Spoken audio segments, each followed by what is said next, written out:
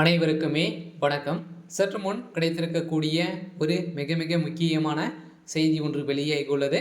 சற்று முன் அமைச்சர் துரைமுருகன் வீட்டில் திடீர் ரைடு, கட்டுக்கட்டாக சிக்கிய 60 லட்சம் கோடி, இது மாதிரி செய்திகள் வெளியாகி இருக்கு. ஸோ இதை பற்றி தான் இந்த வீடியோவில் நம்ம முழுமையாக பார்க்க போகிறோம்.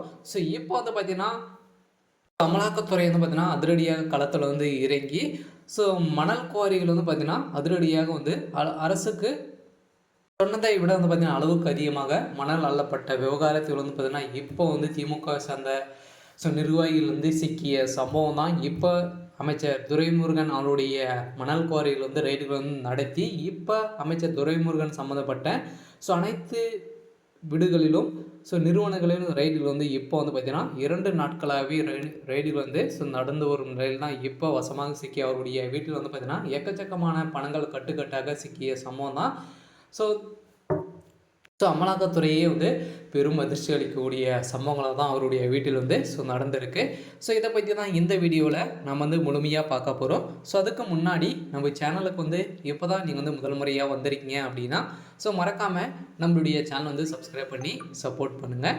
ஸோ வாங்க வீடியோக்குள்ளே போகலாம். ஸோ பார்த்தீங்கன்னா அமலாக்கத்துறையின் மாவட்ட ஆட்சியர் மீதான மணல் குவாரி வழக்கில் அரசு வழக்கில் மிஸ்ஸிங் நீதிபதிகள் போட்ட அதிரடியாக உத்தரவால் பார்த்தீங்கன்னா இப்போ நீர்வளத்துறை அமைச்சர் துரைமுருகன் அவர்களுக்கு தலையில் ஒரு மிகப்பெரிய இடியாக தான் விழுந்திருக்கு. ஸோ இதன் அடிப்படையில் தான் அமலாக்கத்துறையின் மாவட்ட ஆட்சியர் மீதான மணல் குவாரி வழக்கில் அரசு வழக்கில் ஆஜராகாததால் கோபமடைந்த சென்னை உயர்நீதிமன்றம் நீதிபதிகள் பார்த்தீங்கன்னா பொது பதிவுத்துறை அமைச்சர், நீர்வளத்துறை அமைச்சர் மற்றும் அமைச்சர் துரைமுருகன் அவர்களுக்கு சமன் அனுப்பியிருந்த நிலையிலும் பார்த்தீங்கன்னா இவர் ஏற்கனவே வசமாக சிக்கிய சம்பவத்தினால திமுக சேர்ந்த நிர்வாகிகள் அந்த வீடியோவும் ஆதாரங்கள் வெளியிட்ட சம்பவத்தினால அமைச்சர் துரைமுருகன் அவர்கள் பார்த்தீங்கன்னா மணல் குவாரிகளை 60,000 கோடி ஊழல் செஞ்சிருக்காரு அப்படின்ற மாதிரி ஏற்கனவே ஊழல் வழக்கில் பார்த்தீங்கன்னா அமைச்சர் துரைமுருகன் அவர்கள் சிக்கியிருந்தார்.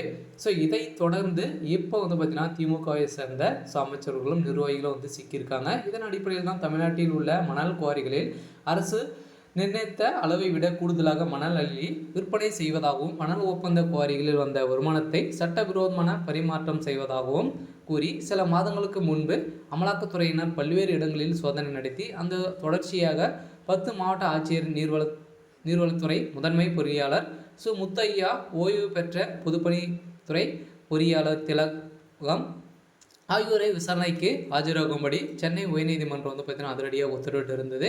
இவருக்கு சமன் அனுப்பியும் ஆஜராகாத நிலையில் தான் இப்போ அதிரடியாக சென்னை உயர்நீதிமன்றம் பார்த்தீங்கன்னா அதிரடியாக இறுதி தீர்ப்பாக வழங்கியிருக்கும் நிலையில் தான் இப்போ நீர்வளத்துறை அமைச்சர் பார்த்தீங்கன்னா இந்த விஷயத்தில் வசமாக சிக்கிய சம்பவம் தான். அதிரடியாக அவருடைய வீட்டில் சம்மந்தப்பட்ட அனைத்து இடங்களிலும் ரைடுகள் நடந்து எக்கச்சக்கமான பணங்கள் கட்டுக்கட்டாக சிக்கிய சம்பவம் தான் இவருடைய வாழ்க்கைக்கு ஒரு முற்றுப்புள்ளியாக வைத்திருக்காங்க. இருந்தாலும் என்ன நடக்க போகுது அப்படின்றத வெயிட் பண்ணி பார்க்கலாம்.